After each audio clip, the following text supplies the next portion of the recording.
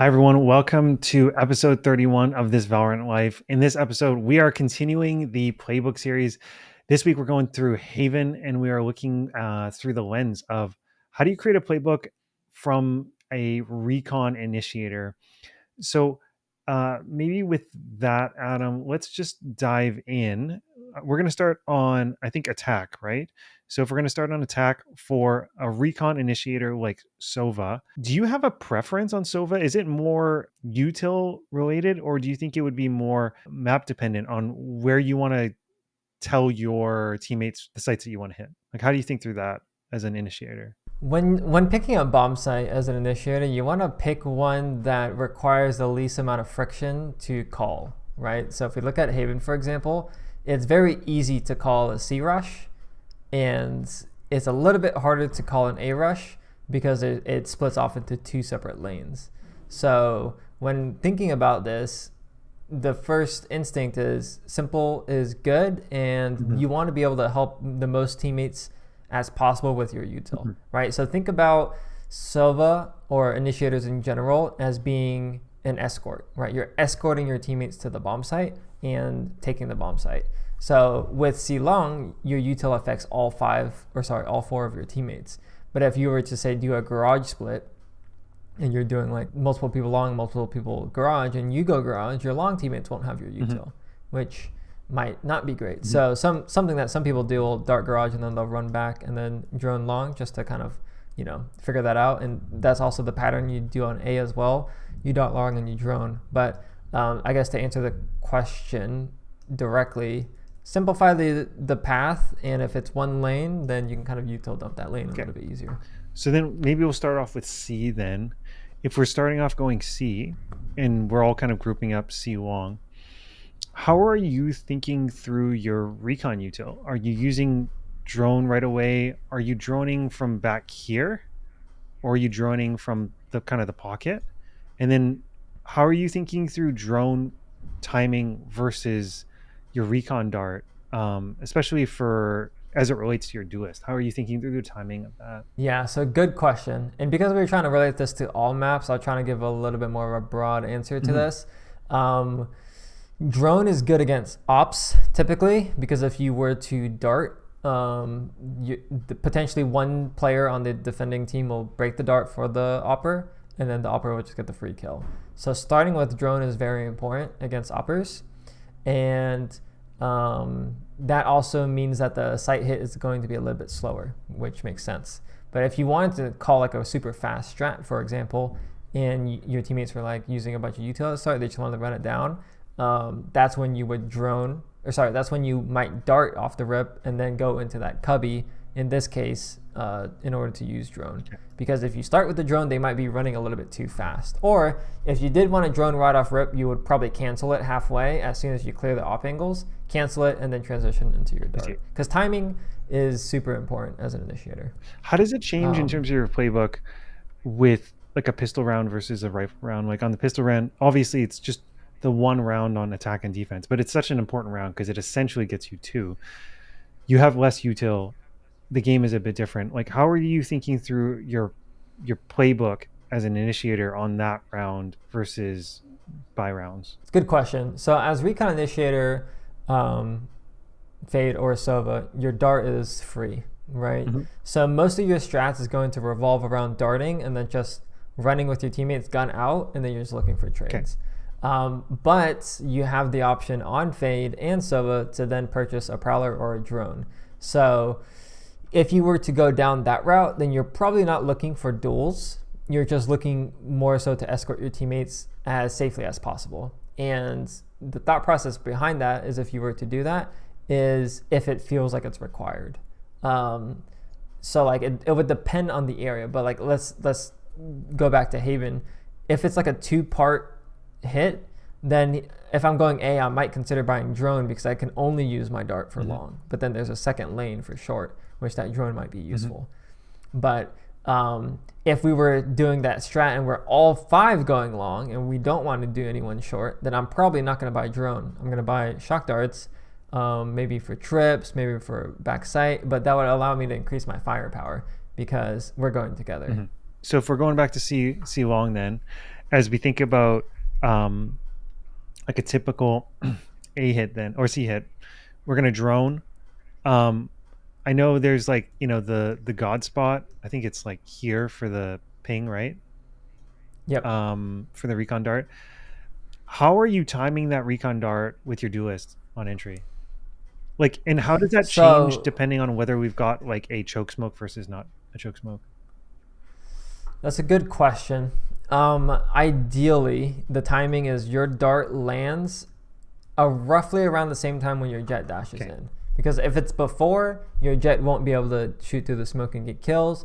If it's after, your jet might get killed beforehand. So it's you kind of want to time it where it lands as your jet is landing into your smoke. Okay. That's like the optimal timing around there. It's not super precise.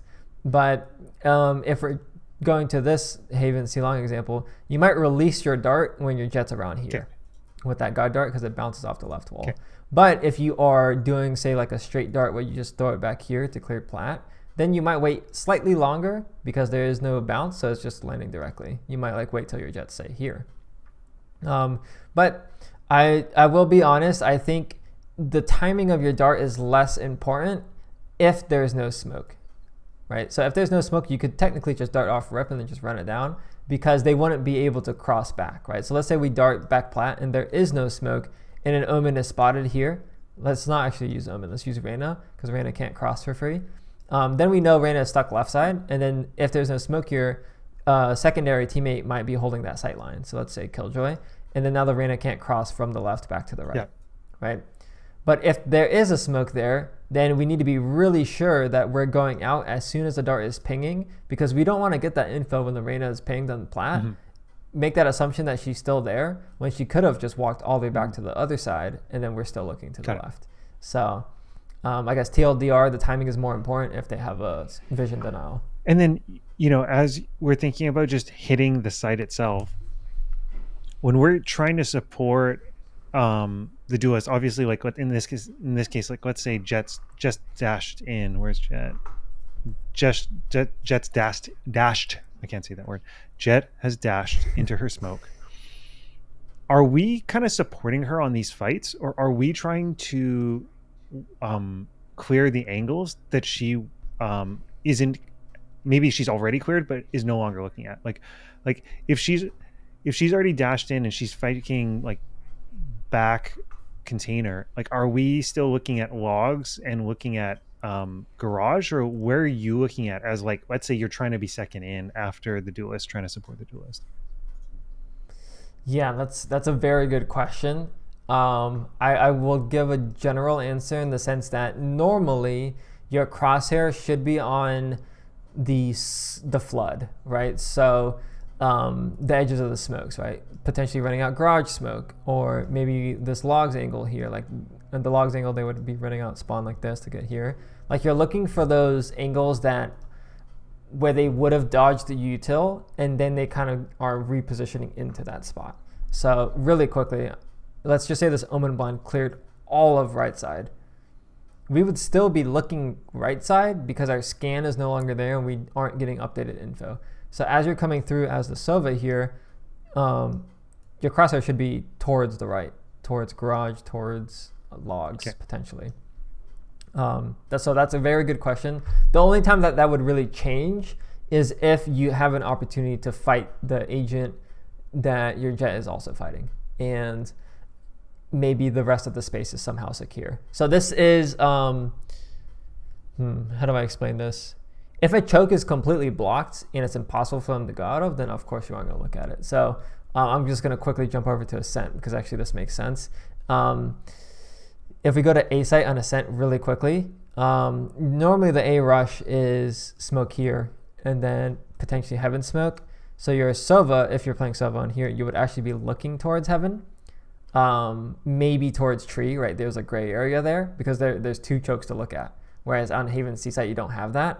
But the way that could be solved, and why I brought up Ascent, is if you're playing Deadlock and then you wall the smoke, or you have a molly that lands into the smoke, your Sova should no longer look left. They should look for the Heaven flood, right? When do you hold your util and when do you throw it all just to get sight? Like, ideally we have tons of util to use for the post plant, but what happens when we don't? So how do you Yeah. think through that? Like obviously, I think my gut is getting the plant is the biggest, and saving for post plant is a luxury. But is that how you would think through it? I think you're right in the sense that I tend to util dump as much as I need to get onto the bomb site. So, like for example, if I dart and then it gets insta broken, I probably follow up with drone, right? But if I dart and it doesn't get insta broken, then I might be a little bit more greedy and just save the drone. I think that's kind of what my gauge is on. So if you lead with drone, for example, and then you do the opposite, you start with drone and it gets no one shoots it, no one breaks it, and anything, then you might save your dart and just use it to cancel the flood. But if you are getting like some type of friction on the site execute, then I think just dumping as much as you can makes sense. And how do you adjust based on the information you're getting from the site? So let's say we're up here, we know there is arena plat. If we knew that this is the only enemy on site, do you change your recon dart on the fly to make it even more awkward? Like if you know that this guy's here, are you going to be, instead of recon darting in the god spot, you're going to recon dart like up here because then you put it behind her? Like how do you, I'm just more trying to think like how often should we be adjusting on the fly based on information we have versus kind of sticking to what the game plan was when we had no information. There's multiple lenses to look at this Yeah. from, which is why it's kind of hard to give this answer. Because let's just say like we do know the Reyna is there, it could make sense for you not to use your dart for the Reyna because that's info you already have and you don't want to get redundant info. But you could also make the argument that you want to try to eliminate Reyna as quickly as possible, so getting that dart scan with your jet dashing onto her might make that kill happen quicker. I see both sides. I think you're right though. Like if you do have that info, an on the fly decision making to change your util could make sense. That's a tough one. That's definitely a tough one because I don't really know what would change my decision to change the util on the fly for this bomb site, I guess. But if I'm trying to think of other bomb sites, then there is a lot of reason to change Sure. the util on the fly. I'm thinking maybe Sova is maybe a little less specific here. Like I could see it where if I know that we've just seen the guy back there, I might like if I'm fade as an example, I might still throw my haunt, but I'm definitely seizing back here. Right, right. Yeah, I think that Or makes if sense, you're calm, right? and I Like, think I saw this quote in an interview where he knows like 50 or 60 lineups for every map. He definitely has a lineup from pocket to back flat, so he's probably like doing like a double shock dart from back there. So if you're a total geek, then maybe that's another benefit to knowing all those lineups. yeah, you bring up a good point because this is supposed to be a discussion about initiator, recon initiator, maybe just initiator in general. If you already have the info and your job is to gather info, once you have it, it might be better just to double down and like util dump that guy to make his life as hard as possible. Whereas like before, your goal of util is to try to get as much info on the bomb site so you can kind of know how to like where to look. But once you know where to look, it might just be more so just dumping util to kill that guy. Well, the way to think about it, I feel like, is you spend money on a gun, and then you're spending all this money on util. And as an initiator, you are trying to get information to make a better decision. And once you have the information, to make a better decision, then you have to try to capitalize on it. And if you have shock darts or you have a seize, if you can turn that into from like a 55% kill to like an 80 or 90% kill, then you get to almost like, it's kind of almost like in the pre-round you paid 250 credits to kill someone, which is like a really good deal. Right. And so we should always be looking to be able to do that, to get like a free, like in some, like I don't know, I feel like for me as a low elo player, you kind of in your mind always have this vision of your internal game of what it could look like, and you're always thinking, I need to get 2 or 3, I need to just unlock my internal ass pass, right? Unlock my internal final boss. But I think a lot of times, like if you can get a cringy kill off of a haunt while you're in a smoke and you just get 1 free kill, that's amazing value. But in my mind, I think I'm always looking for 2 or 3. I see what you're saying. I think that makes sense. and the more info you have, the more value your util gets. So like it's disproportionate in that way. Because like if you don't have info, then your teammates' util will also be worse because like it's going to be wasted. So yeah, I think that's a good way to look about it or look at it. I think it makes sense. Cool. Do you want to explore attack on A then as an initiator? Yeah, I mean, like I said, it's the main difference is that it's 2 lanes, Yeah. So right? how do you think through So that if as we're 2 lanes? Like I see two kind of this. I feel like for both Sova and for Fade as like recon initiators, you get this really awkward thing where I feel like your drone is like and your dog is the most useful to clear sewers, and yet you have your best angles to recon site from here or from over here, right? right. Like you, it's like you can't. I know as Fade, like you can't get great haunts off from here, and it's pretty exposed. And maybe there's a crazy lineup for Sova. I don't know, but it's pretty. I feel like it's pretty limited because of um, how undercover you are. Yeah, so I guess it depends on if you can save your dart or not, because oftentimes the defenders will be contesting A long.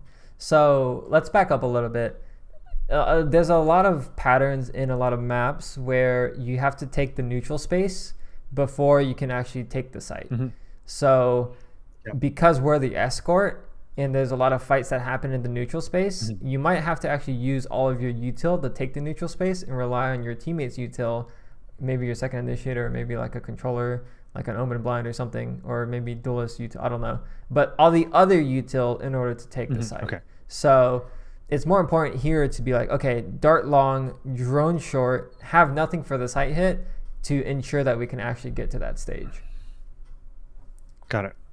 And if you have like a hard read that they aren't contesting long, or if you have different util that you can use there, then you're able to go long and just save it for like the best dart for the exec. So let's play this out. You have recon long. You have drone short.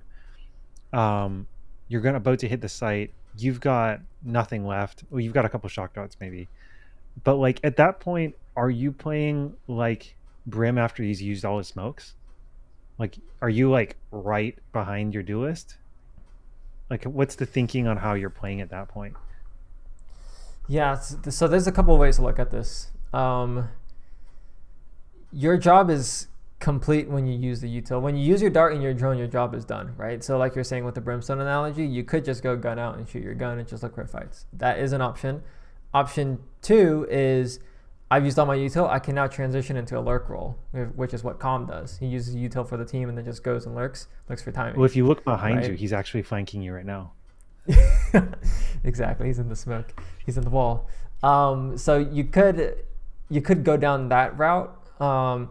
Or you could go kind of the third, which is like you aren't really going out, but you're also not really looking for a lurk. You're kind of just there in case they need you, and you're really playing your life in the laying so that your recon will come back up in the post plant and use it as a post plant piece of util. So kind of like how a killjoy might play the situation in saving the post. And this is very common for Sovas to do when they have Sova ult. Yeah.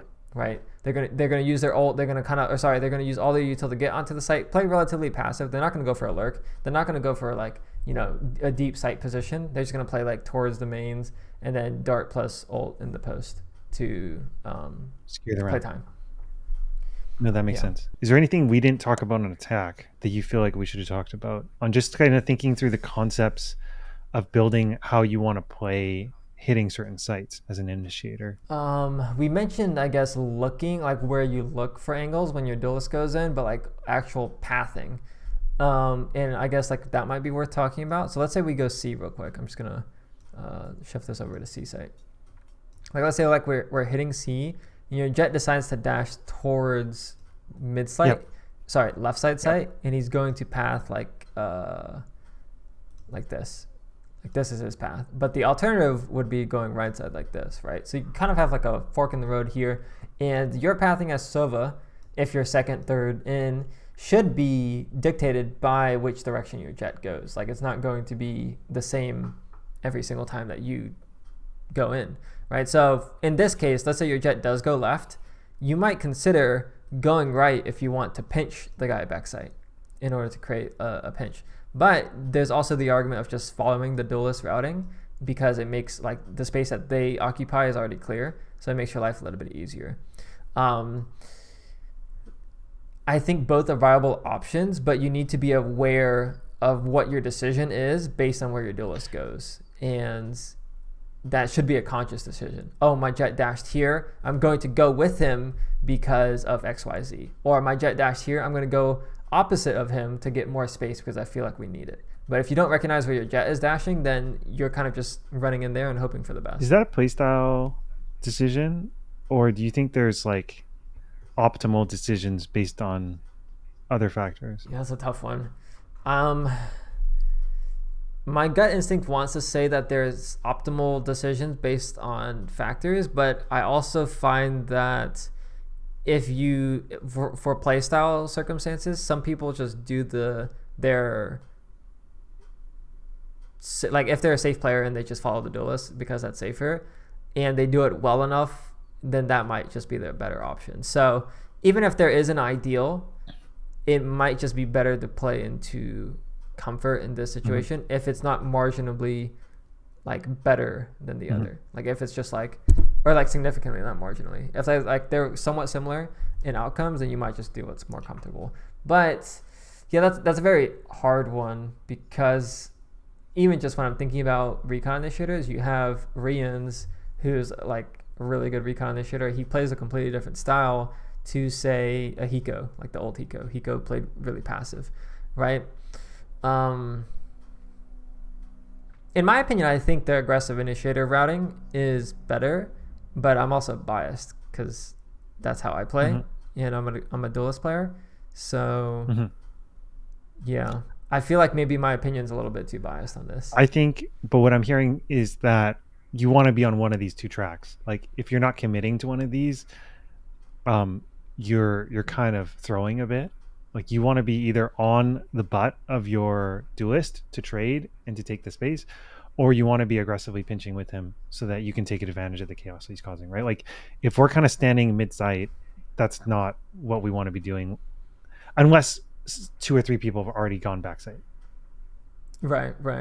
Yeah, I think committing to a decision is important here because you're going to lose timing. Yeah. I guess on defense, let's start with, we can start with A this time just to mix things up. Last time we talked about aggressive versus passive, and that is probably more of a duelist kind of play, where you're kind of setting up for like an initial fight on this angle here and then dipping once you get the kill.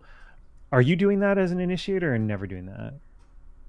Or you just doing that when you're feeling it? Like you're feeling yourself and you're like, I'm going to heat check. Yeah. I think it depends on your goal. And I know that sounds kind of obvious, but you either could use your Recon util at the start for info, or you could use it to stop a site rush as part of counter util, right? And as a Recon Initiator, that's a very important choice to make, because it's kind of like the same dynamic with duelists that we talked about last time. If you're going to play aggressive to absorb util, or to play passive and kind of play the site hold and play like a cheeky spot, right? So I do think that you do have a very similar dynamic as Initiator, which makes sense because Initiators and duelists kind of play the similar play style anyways, fast rotate, contesting neutral space. They kind of hold hands together in that way. So maybe it's less so about looking for that kill in a lobby and more so about grabbing that info in a lobby is kind of the goal of an initiator. But what's the benefit of grabbing the info on a lobby with a recon dart versus you just shoulder jiggling this or jumping thing? Great question. Yeah, very good question. Oftentimes, actually, you could probably... Well, no, I'm just going to follow it up. Because, like, in this case, it's not like you're going to be picking off that recon dart to take a fight, because you could get double or triple swung. That's a really, really good nuance to bring up, because that's probably one of the biggest mistakes that I see out of Recon Initiators is they just use the same dart every single time. How do I approach this? The benefit of using the recon dart at the start is that it sets up a duel, right? So if your duelist is going aggressive, the early dart is beneficial because it supports him.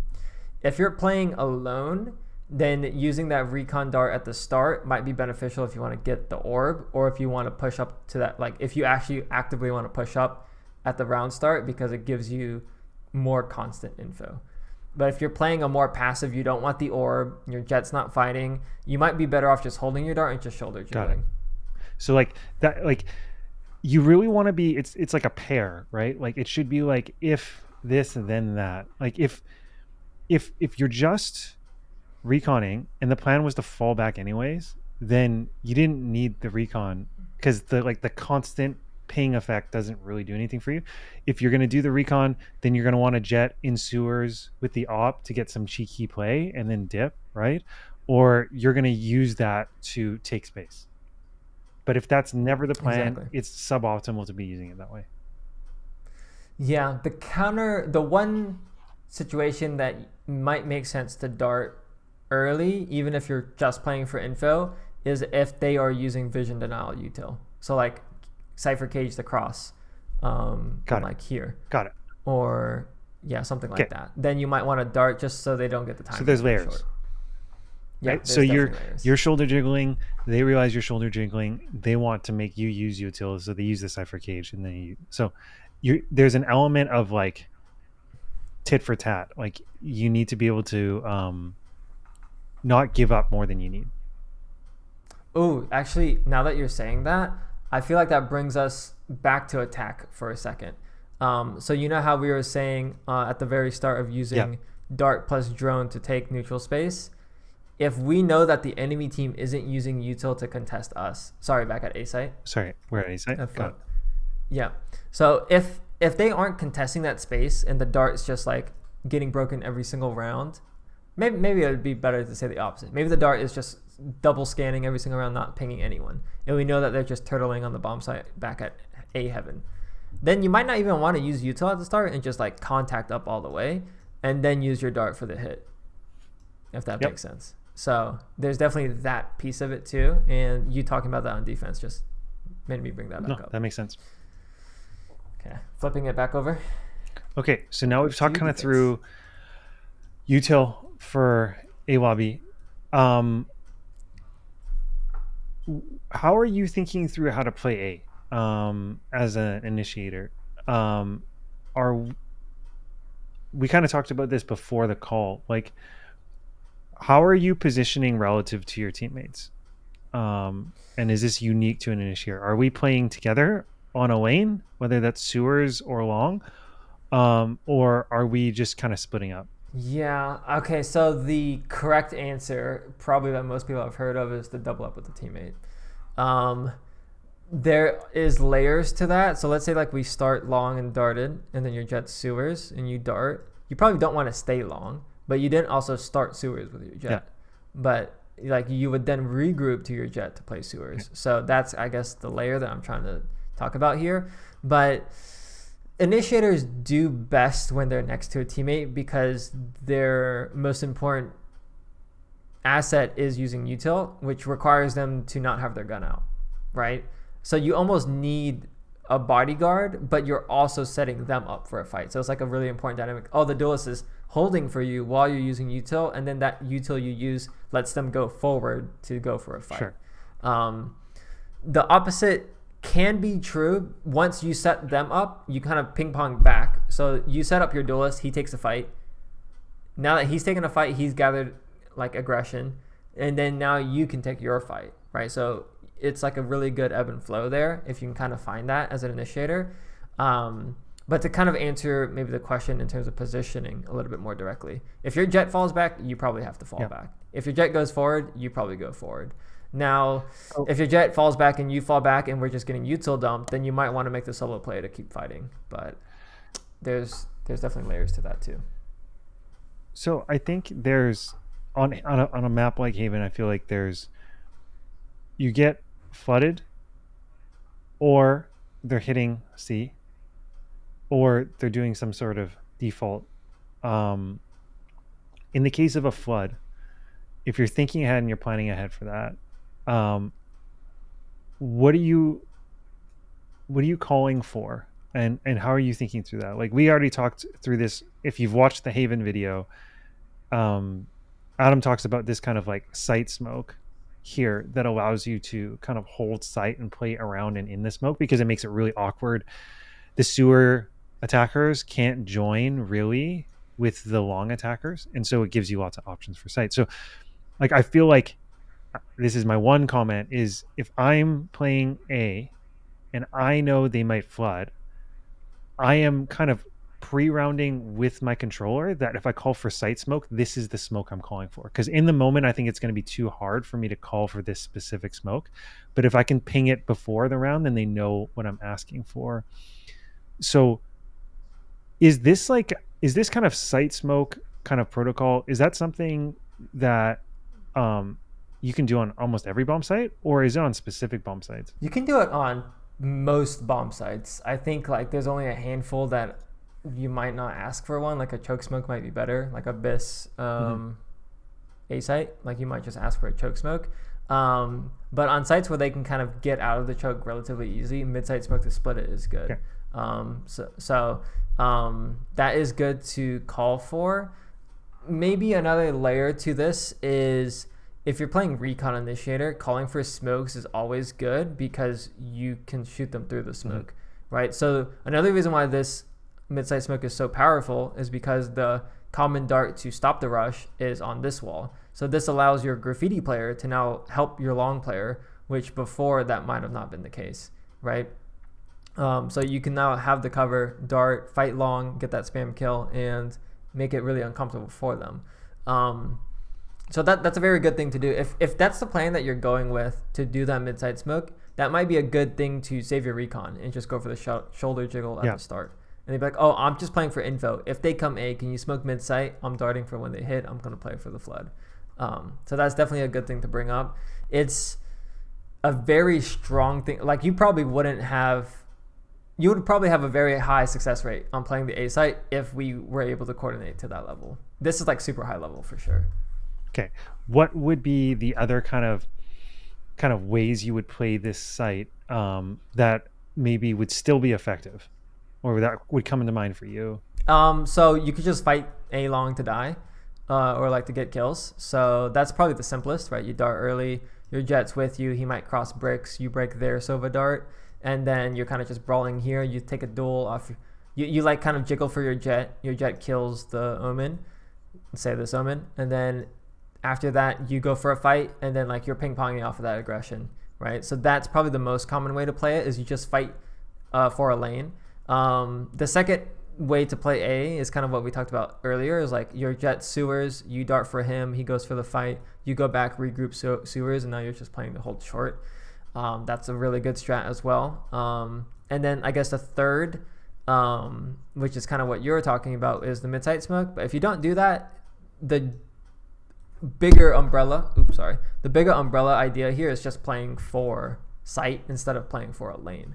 So if you're playing for sight, you might play backside, you might play graffiti, you might play spawn or whatever. But maybe to kind of package that a little bit better, you either are you're playing to fight for a lane super heavily at the start. You might play to reposition into another lane, and you might play just to hold the site. I think they're all viable options. It's kind of just like figuring out what you think would be best based on their comp or how they're hitting the site. Because like if they always go 5 long, then you don't want to 2v5 long with your jet. That doesn't make sense. You'd probably just get that info, fall back, and play double short. Or you might play for the flood. But if they're doing like a split where they do like 3 long, 2 short, then you getting the info long, falling back, fighting with your jet short makes a lot of sense. When would you, if they're flooding, I think, let's say they have like a KJL, are you trying to force, I didn't mean to do that. Are you trying to force util out on their way in? Or are you already kind of giving up sight? Like, are you trying to play here and make them use util to clear you out, knowing that they're going to plant the really good KJL right in this corner? Let me get KJ. Where's KJ? Yeah, they're going to plant there. Or is that... Oh, no, it's right there, right? They're both used, but yeah. So they're going to plant there, and you're going to get you're gonna have to get off site. How are you thinking through that when you're kind of thinking through that for the out kind of level of the game plan? Initiators rarely will contest aggressively to die because their util is so important for fast floods and retakes. So typically, if you have to give a site, you're going to give the site as an initiator. Whereas, like if you're playing, say, controller or sentinel, you might be a little bit more willing to just fight for the site and die because you might be able to play around your util a little bit better. Um, but yeah, typically as an initiator, if I see that killjoy ult, my first thought is, oh, can I go somewhere to like go for a recon dart and then like go for spam kills, or can we wait for the killjoy ult to go away and then immediately flood after to like retake that space? But it's very rarely, like I said, to go aggro Okay. and try to contest that space. What about when they're hitting C and we're playing A? What is the game plan or like the playbook for when we're rotating? Yeah, so there's really a lot that goes into this, but not a lot at the same time. So if we didn't use dart at the start and we just shoulder jiggled, ideally you have a cross map dart that lands C. There's a um, fairly easy one to do that Cavern showed on Woohoojan's video that you bounce. There's like a little pole here, and then it like bounces and flies across the whole map and lands over here. And then there's a separate one that you do where you stand to this corner and it just lands in the same spot. But regardless, you want to know a cross map dart if you're playing on an extremity, right? That's really important to play. So if you're playing C, you ideally want a dart for A. I actually don't know one, but because your initiator util is so important to the team, if you're playing on one far side, you don't want to leave your other side too weak. So it's good to know that. But in terms of rotating, if you're leaving A, you likely won't flank unless your duelist is pushed up. Then you can flank together with your drone. But normally that doesn't happen. You'll probably rotate and you're going spawn. So at this point, you have two decisions. You either rotate aggressively towards B or you rotate passively and safely towards spawn. The aggressive rotate is good if you think they lurk often. So let's just go with the B rotate. And you're going to use your drone to clear their lurker. And if you have your teammate with you, you can invest all this util to kill the lurker so that you potentially open the opportunity to flank and at least have the peace of mind that you won't get shot in the back during the retake. If you don't want to do that, if it feels too risky, if you don't have drone, if your teammate's not with you, if you have ultimate, you don't want to do all that, then doing the safe rotate makes a lot of sense because you're able to obviously not get killed by the rotator, and you get to use your util and not get picked off, right? The downside here obviously is once you are going for the retake, someone might shoot you in the back, which is something to be aware of. But there's a trade-off to both for sure. Before the round starts, are you already deciding whether you're selling out on the rotate or whether you're going to be patient and hold the site for 5-10 seconds longer to make sure you're not getting faked out? I think pre-round, like reading the tendencies of their lurker is important. So you might have that bias, but I never fully make that decision until I gather info on the minimap. Because if I see on the minimap that Cypher is spotted, there's no reason for me to go for the passive rotate, right? Whereas like if I had the idea that I wanted to go for the passive rotate and then, or sorry, I wanted to go for the fast rotate, but then Cypher is never spotted, I might make sure that I use my drone instead of just doing it lazily. So reading the minimap is super important as an initiator because that should dictate your pathing, your util, when you should use it, because your job as an initiator is to gather info, right? So lurkers is included in that. Okay. But there is a whole argument as well. Sentinels versus lurkers. Like Sentinel is the role that combats lurkers. Oh. And that's also true. Like a Cypher tripwire should be accounting for that B lurk, right? So that's also an argument to factor into it. You might prefer the passive rotate because you don't have to worry about that B flank if your tripwire is there. But if you aren't playing with a Sentinel or that tripwire isn't there, then you might want to go for the aggressive rotate just to make sure you have that peace of mind. So there's definitely a lot of layers that go into that. But okay. And maybe I'm just gonna check the time. Yep. What does C look like? If we're to run through C. Yeah, it's pretty rare for Sova to play C, to be honest. I know like in the lower ranks, this dart does exist.